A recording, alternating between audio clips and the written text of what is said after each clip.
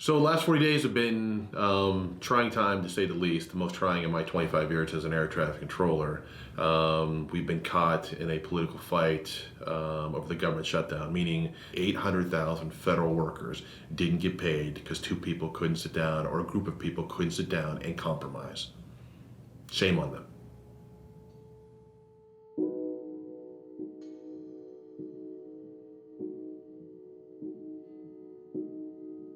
NPR's Ron Elving joins us now to talk about the shutdown, the wall, and the arrest of a longtime Trump ally. Ron, thanks so much for being with us. Good to be with you, Scott. The government will reopen with no money guaranteed for a wall. Will we just confront another shutdown in 3 weeks? That's what the president said on Twitter. He said if there's no wall, we'll be, quote, off to the races, unquote.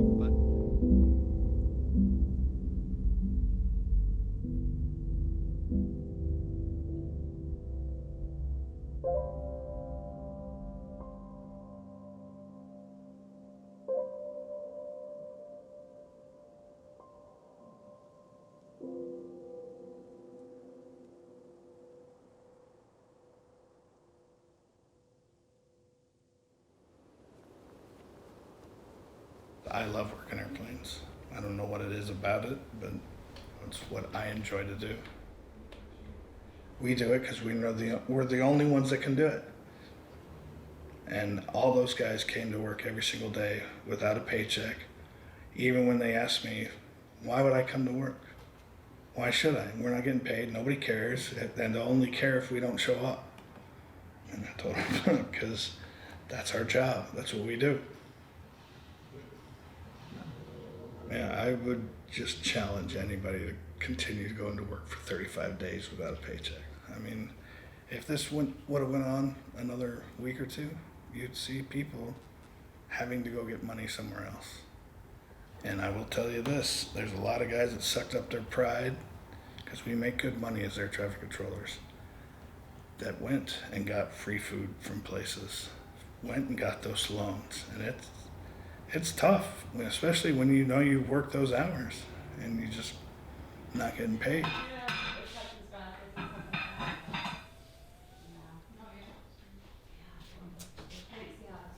This past Thursday, when I found out that we weren't going to get a paycheck, instead of getting a loan and paying back interest like a lot of our governors and senators said we should do, I borrowed money from my parents.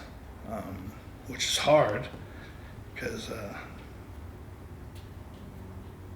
I just never thought, being 47 years old, I'd have to borrow money from my parents, and my dad told me to, suck it up, this isn't the time to be proud, and it's just,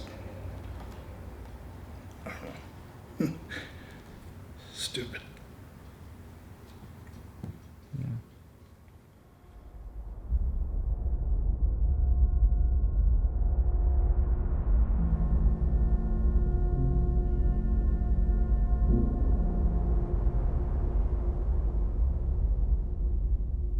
I had people routinely, daily call me crying. Grown adults crying about how they were going to make the bills, how they were going to decide whether to watch their child, because they couldn't afford to put them in daycare anymore, and come to their job. And if they chose their child, would they be fired? There are people that have taken second jobs, driving Uber and Lyft before their shift or after their shift, and then coming to work and working airplanes. That is a problem. We should not be doing that. Should not have to go get a second job when you have a full-time career. It just shouldn't happen.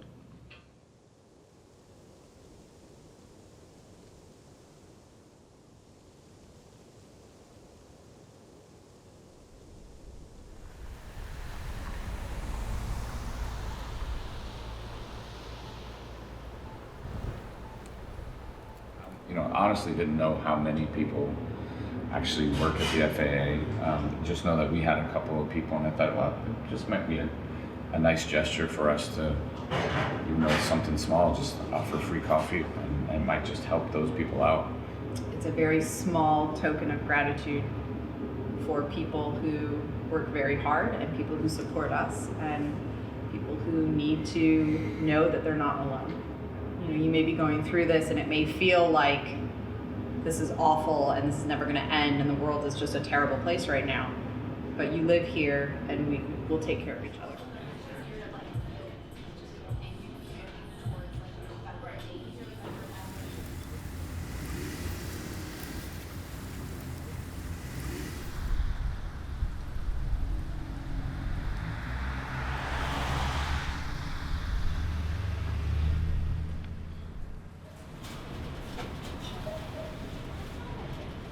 The shutdown, very unfortunate situation for many, many, many families here in Oberlin and all around the country. So we have a very brisk and robust lunch business with the folks across the street at the FAA. So the shutdown negatively impacted our business as a result of that. But we try to do all we could do to help those folks get through it, same as we would do for anyone. My store is a guest here in Oberlin. It's a guest of the community, and we want to earn everyone's business respect and trust every day.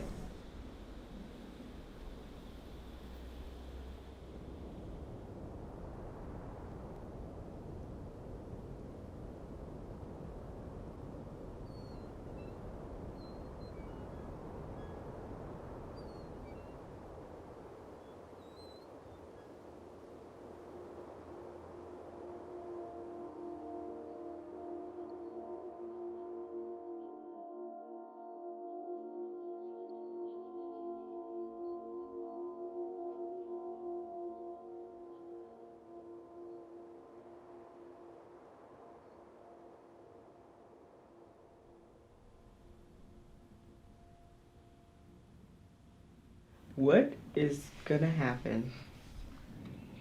I figure we're gonna get hit by all the people who have food stamps and got all their food stamps early come mid-February. Maybe early February. Maybe early. Yeah. What's gonna happen if stupid people prevail and we end up having another shutdown? What do we think we're gonna...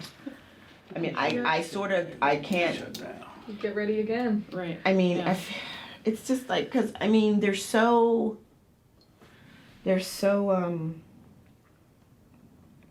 a lack of,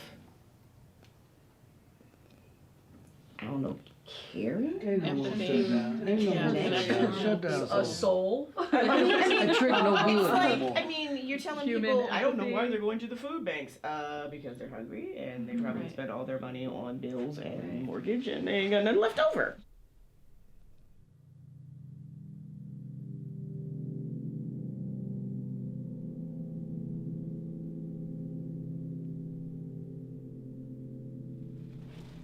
We deal with food insecurity on a daily basis. We have in our area, there's 58,000 people that receive, SNAP benefits or food stamps, as most people commonly refer to them.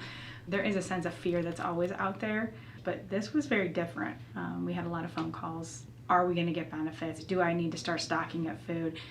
Just a real, just this sense that there wasn't going to be enough, and that is highly unusual.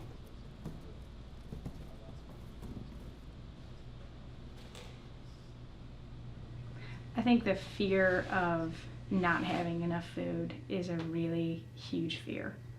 And especially when you have conversations with people who have kids and the idea that you're not going to be able to feed your kids.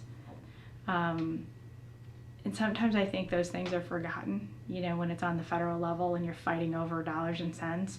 These are real people and they have real families and they're trying to make sure that their kids are fed and that they're doing well in school and all of those things. And I think it's unfortunate that it seems like it's been lost sight of, that these are real people.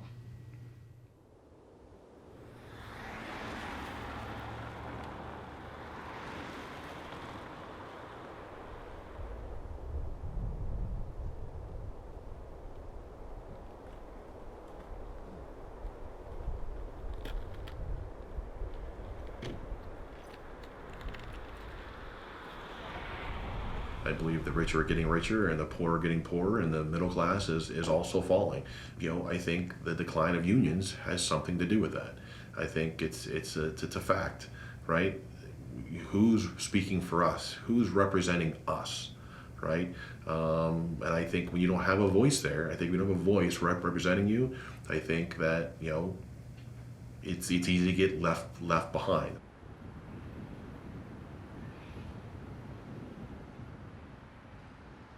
I have zero confidence that the government won't shut down again, because it will. Our political system, again, I don't care what side you're on, is broke. They need to fix it, because it's going to happen again. This is a vicious cycle that one side over the other gets mad and decides to use us as a political pawn. But we're the ones standing here picking up the pieces.